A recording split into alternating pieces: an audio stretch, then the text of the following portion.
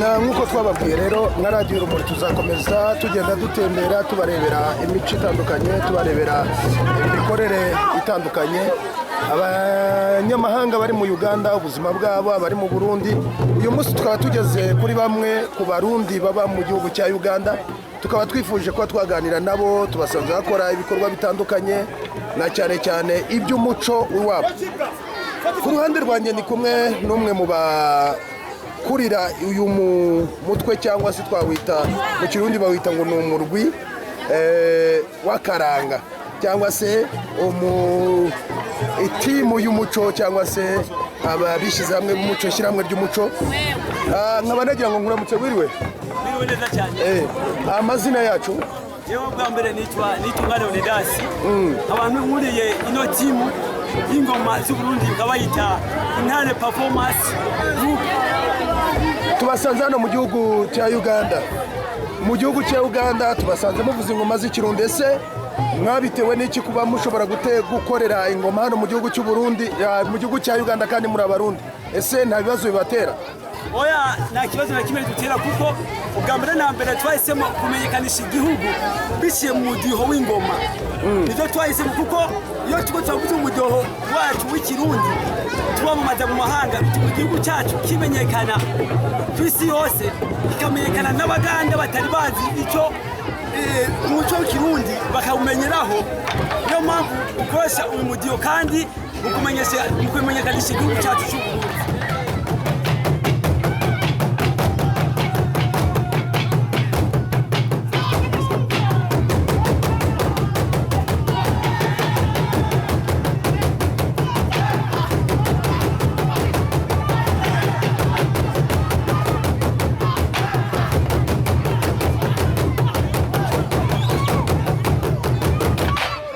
Biraborohera cyane kuvuza ingoma, kubona akazi.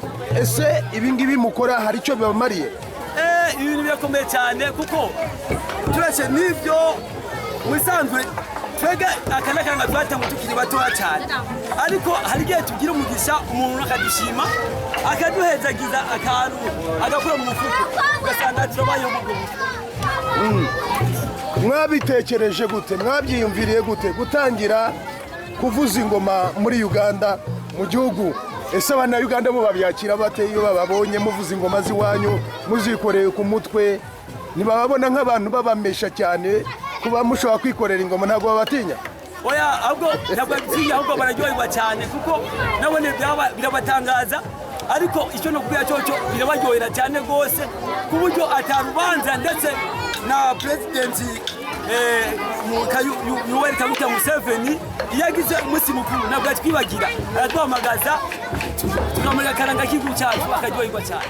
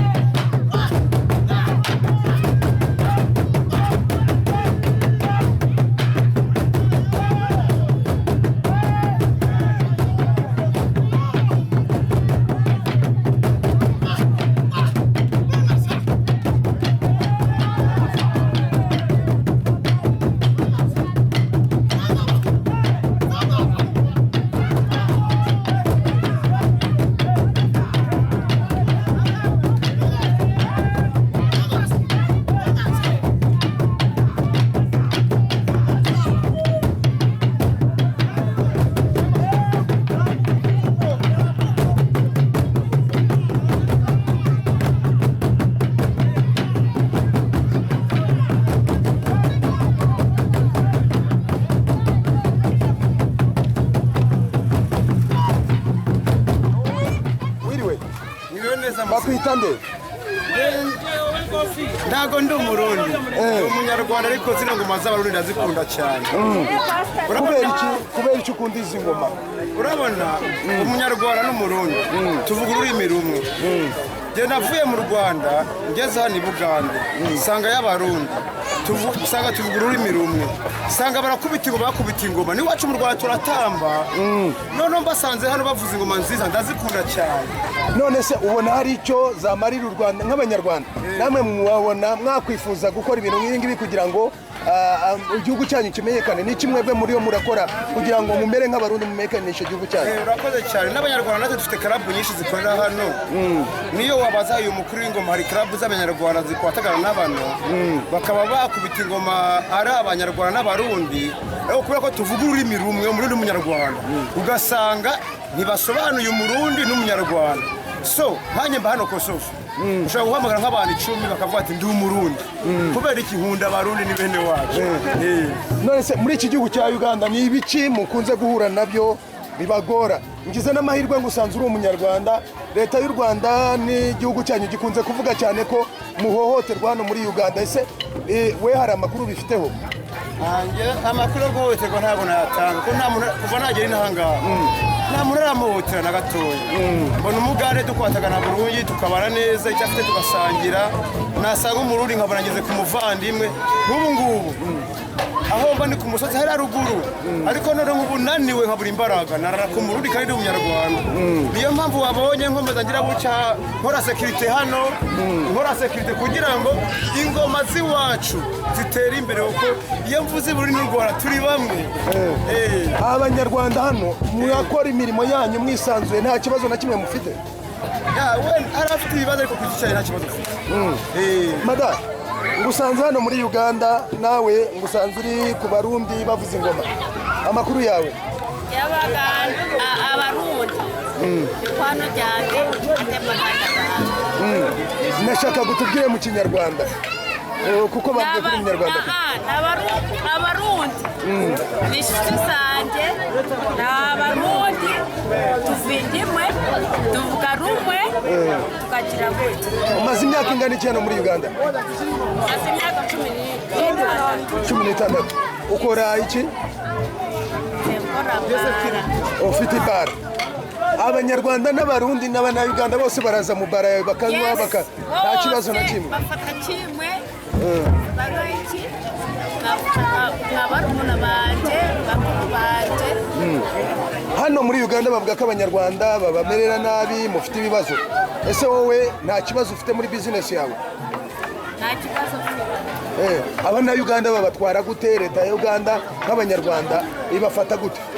Yewe bafata neza, banwara neza kubera yuko iyo bashe mu rugo amazi y'iwanje yabaha bakaraba bakanywa cyane. Ni ukuvuga ngo muri Uganda nta kibazo mufite? Okay, murakoze cyane.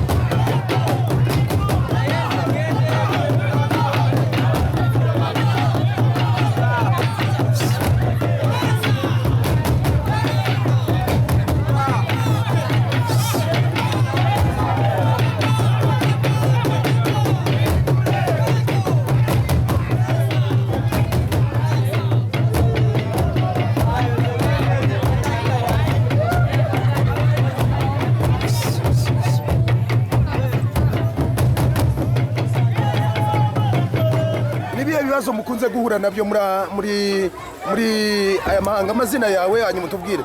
Twasibamana Isaie, nabashima cyane kuba mu majambo. Igihugu cy'u Buganda mu bisanzwe nta ngorane nyinshi turonka, ingorane turonka n'iz'ubuzima nk'ubw'abandi bose basanzwe babayeho. Kuvuza ingoma bikumariye iki n'iki byamaze kukugezaho nkawe? izi ndazivuza nko kuzikunda nko kumenya akaranga kanje n'ico ndi nuko mvuka niyo mva